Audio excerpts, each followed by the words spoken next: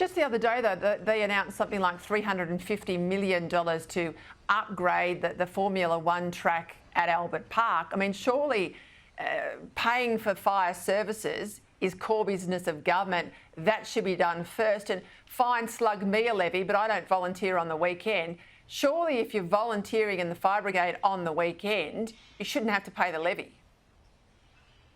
Yeah, there's not a person watching your show at the moment that thinks volunteers should be slugged an increased tax for those that go out, where they get caught out at midnight and go out and fight fires, whether it's for an hour or 2 weeks. They go and do it each and every time without question. And as you just said then, every single person with a budget at home has to take priorities of where they're going to spend their money.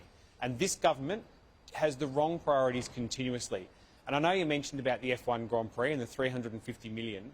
There's one section worse than that. Not only have they gone out and negotiated a new contract, which is costing an extra $350 million for the upgrade, they've also allowed F1 Grand Prix Association to take over the most profitable part of that track, which is the hospitality section within the paddock. This is something that Victorian businesses used to have a chance to go in, get some income and ensure that they could survive. That's now been sold off. So the government spent taxpayers' money to stop Victorians having an opportunity. That's continuation of how this government operates across the state. And who pays? It's the farmers. It's everyone who owns infrastructure. They're continuing to pay the price.